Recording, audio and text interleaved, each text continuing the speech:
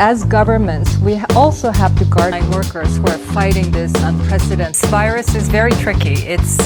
And that has really been put to the full test and successfully. A few false starts. South Korean schools began reopening just this week. We see in some video students that are wearing masks and on the psychological dimension of the people. And so movements like this to make baseball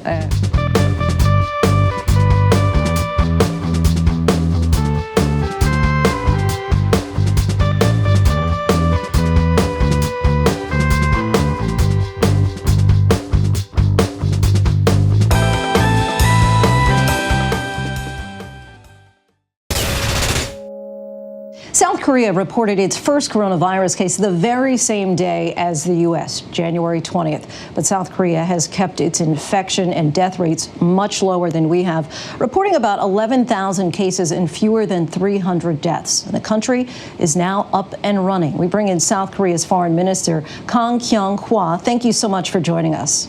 Thank you for having me.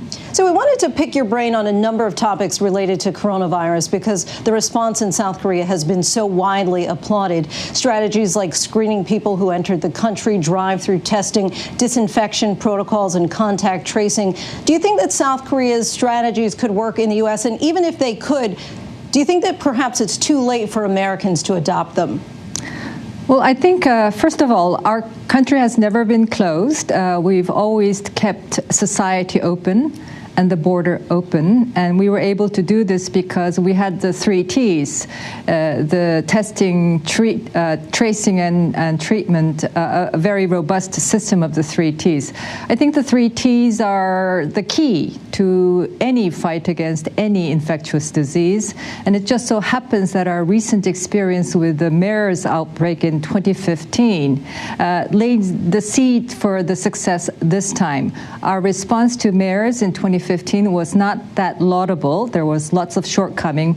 But having learned from that experience, we've beefed up the disease control infrastructure and the legal framework, and that has really been put to the full test, and successfully, I must say, this time. And in addition to the 3 T's, part of South Korea's strategy for isolating coronavirus cases early on relied on government surveillance. Did you ever have any concerns about privacy rights, and how do you see that balanced against protecting public health? Surveillance is not quite the term that I would use in the tracing. The tracing is absolutely necessary to track down the patients and the close contacts as early as possible, to isolate them so that you are then able to preserve the freedom of movement of the rest of society, i.e., in order to keep society open, it's imperative that you quickly isolate and quarantine the patients and the close contacts. The privacy issue comes in because of the information that we release to the public about the movement of the patient. Our disease control law also guarantees the public's right to know about health issues that affect them, that it is a government responsibility to inform the public about the evolving nature of this infection and the movement of the patient. Informing the public about where the patients have been prior to being confirmed as positive, so that they can see if they crossed path with the confirmed patient and decide for themselves if they need to come forward and get tested. So the privacy issue of the patient is the issue here, and we've been very cautious to limit the information that is provided to the public about the movement of the patient. I want to move on to education for a moment. After a few false starts, South Korean schools began reopening just this week. We see in some video students that are wearing masks and plexiglass screens around the desks and temperature checks. How confident are you that schools will be able to remain open with these precautions? No, we've took the decision to open the schools 80 days after they were supposed to open in March. The value we place on education is perhaps the highest of any country. And it was extremely important that we get the school schedule back on track. So we have decided to open the schools, beginning with the final graders in high school, and that was yesterday. But we made sure that all the sanitary measures were in place, the requirements on the part of the students themselves, the schools, make sure that the social distancing measures are well in place, and also protocols in place in case anything happens. And as you talk about, there have been recent outbreaks. For example, there was a recent COVID-19 cluster linked to a 29-year-old man who visited several nightclubs on one night. How concerned are you about this kind of spread, and how were you able to get it contained so quickly? Well, I think with any spike like this, of course, it's a concern, it's a worry.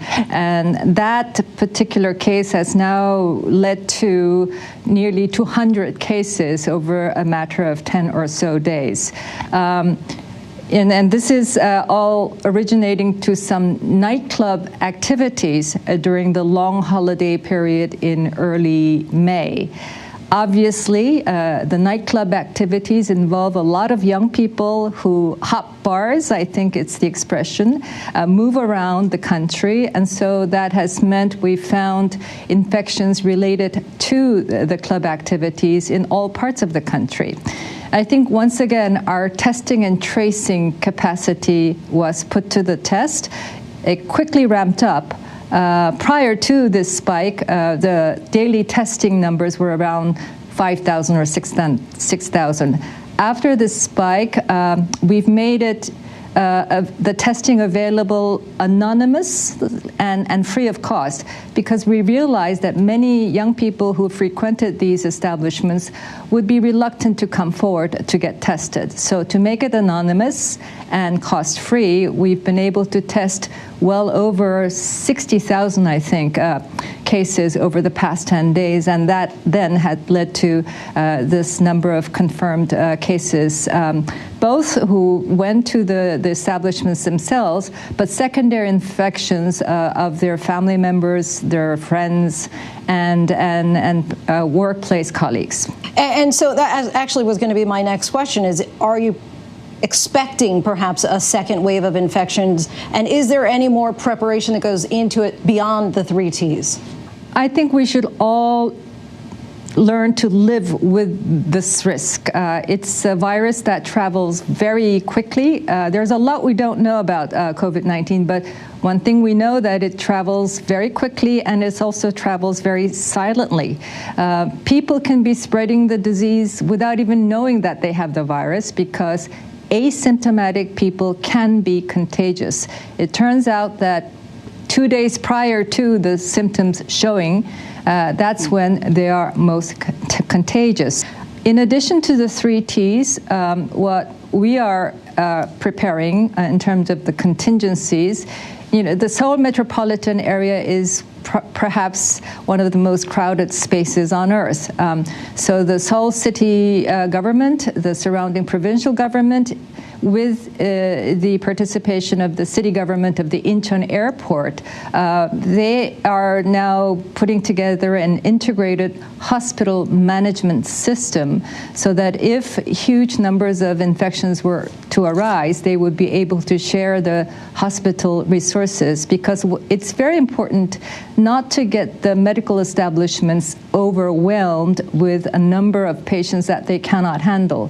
We also have local governments having contingencies in place for numbers of increases, hospital beds to take care of the intensive patients, but also community care centers, we call them, where light symptom patients, and 80% of them are light symptoms.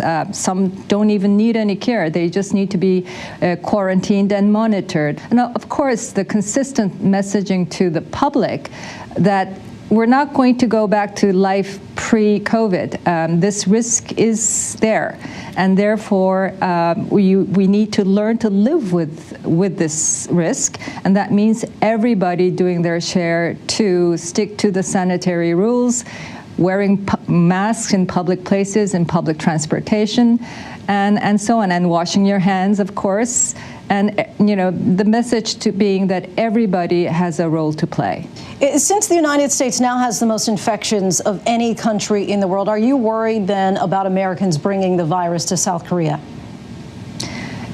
We have indeed. The air travel between Korea and the U.S.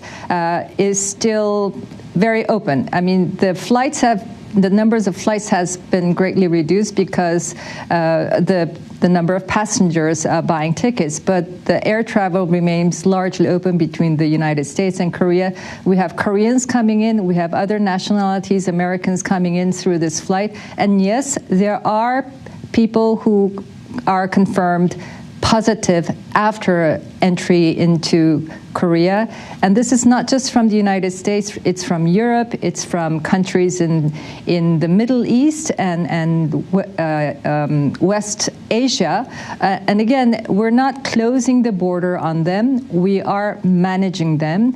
After a series of steps to manage the incoming traffic, we have introduced 14 days of quarantine as of early April for all inbound travelers, not just the foreigners, but Koreans, at home if you have an address, in government facilities if you don't.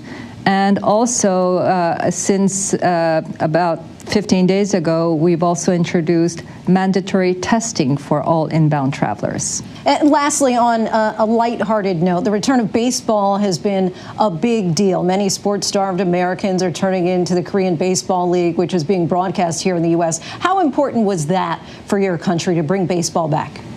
I think the coronavirus is certainly a health challenge, but it's also a psychological challenge. This prolonged period of lockdowns, social distancing, it has to have an impact on the psychological dimension of the people. And so movements like this to make baseball which is a big part of the leisure activity for the Koreans here, as in many other countries, to have that available, not in the stadiums, but without the crowd, but available on television screens. This is an important move to address that element of this global challenge. Thank you, Minister, so much for your time. We appreciate it. Thank you very much.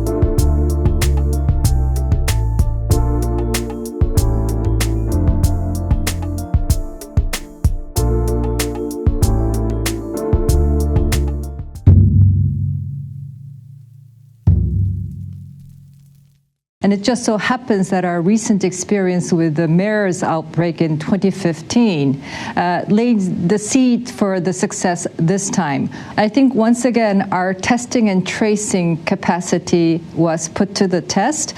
It quickly ramped up. They are now putting together an integrated hospital management system, and therefore we need to learn to live with this risk, and that means everybody doing their share to stick to the sanitary rules. This is an important move to address that element of this global challenge.